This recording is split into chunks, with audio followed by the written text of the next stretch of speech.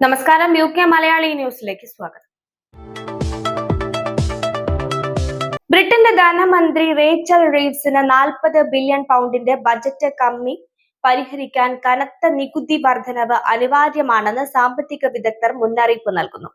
ആഗോള ഭൗമ രാഷ്ട്രീയ പ്രതിസന്ധികളും ആഭ്യന്തര പ്രശ്നങ്ങളും UKയുടെ സാമ്പത്തിക സ്ഥിതിയെ കൂടുതൽ ദുർബലമാക്കിയിരിക്കുന്നു. ദേശീയ സാമ്പത്തിക സാമൂഹിക ഗവേഷണ ഇൻസ്റ്റിറ്റ്യൂട്ട് പറയുന്നത് ധനനിയമങ്ങൾ പാലിക്കുക, തിരഞ്ഞെടുപ്പ് വാഗ്ദാനങ്ങൾ നടപ്പാക്കുക, നികുതി വർധന ഒഴിവാക്കുക എന്നിവ ഒരുമിച്ച് നേടാനാകാത്ത അസാധ്യ ത്രികോണ പ്രതിസന്ധിയാണ് റീവ്സിന്റെ മുന്നിലുള്ളതെന്നാണ്.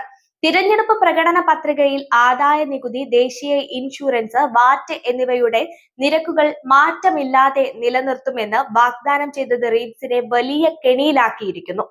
എന്നാൽ ക്ഷേമ പദ്ധതികളിലും ശീതകാല ഇന്ധന സഹായത്തിലും വരുത്തിയ മാറ്റങ്ങൾ കാരണം ഈ വാഗ്ദാനം ലംഘിക്കേണ്ടി വന്നേക്കാം. നികുതി വർധനവ് സാധാരണക്കാരെയും മധ്യവർഗത്തെയും ഒരുപോലെ ബാധിക്കുമെന്നാണ് വിദഗ്ധരുടെ മുന്നറിയിപ്പ്.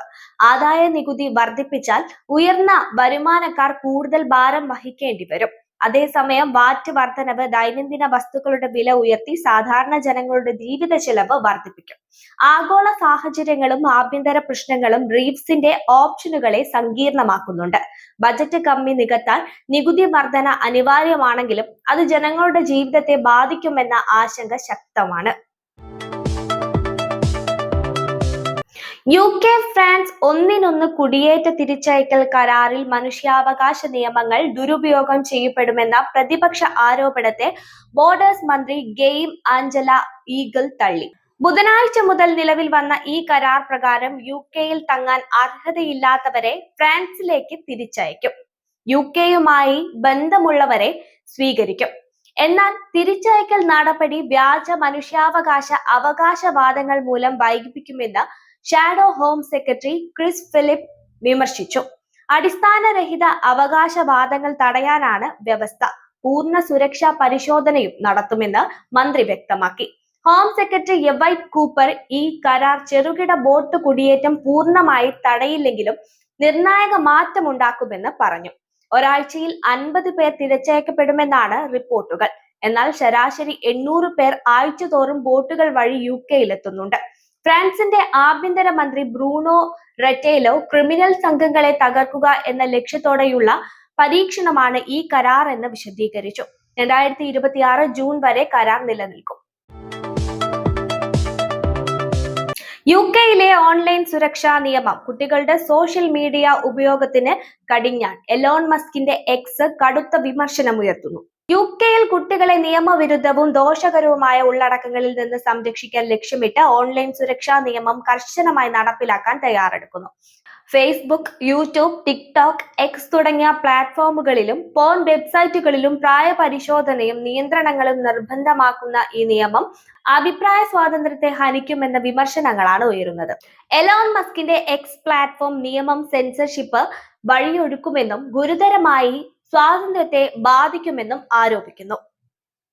നിയമം നടപ്പാക്കാൻ നൽകിയ സമയപരിധി കുറവാണെന്നും സന്തുലിതമായ സമീപനം ആവശ്യമാണെന്നും Xന്റെ പ്രസ്താവനയിൽ പറയുന്നുണ്ട്. മസ്ക് നിയമത്തിനെതിരെ രൂക്ഷ വിമർശനം ഉന്നയിച്ചിട്ടുണ്ടെങ്കിലും UK സർക്കാർ ഇത് അഭിപ്രായ സ്വാതന്ത്ര്യത്തെ ഉൾക്കൊള്ളുന്നതാണെന്ന് പ്രതികരിച്ചു.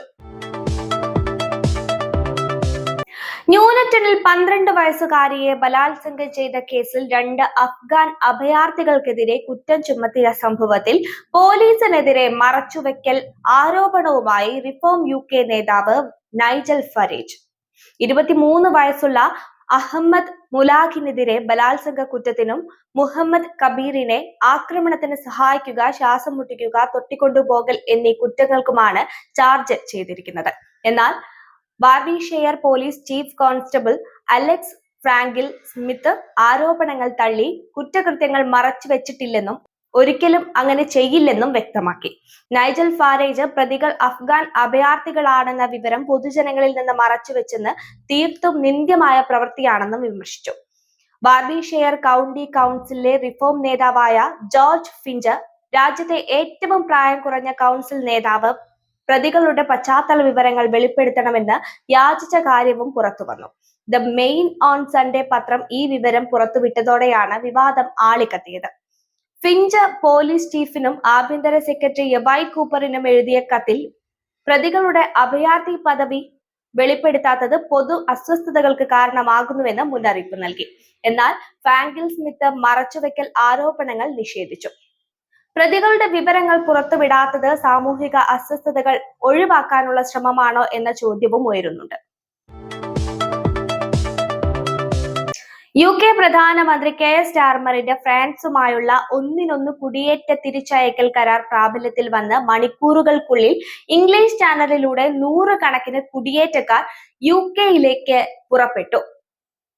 ഫ്രഞ്ച് പ്രസിഡന്റ് ഇമ്മാനുവൽ മാക്രോണുമായി ഒപ്പുവെച്ച ഈ പൈലറ്റ് പദ്ധതി ചെറുബോട്ടുകളിൽ അനധികൃതമായി എത്തുന്നവരെ ഫ്രാൻസിലേക്ക് തിരിച്ചയക്കാനും നിയമപരമായി യോഗ്യരായവരെ UK സ്വീകരിക്കാനും ലക്ഷ്യമിടുന്നതാണ്.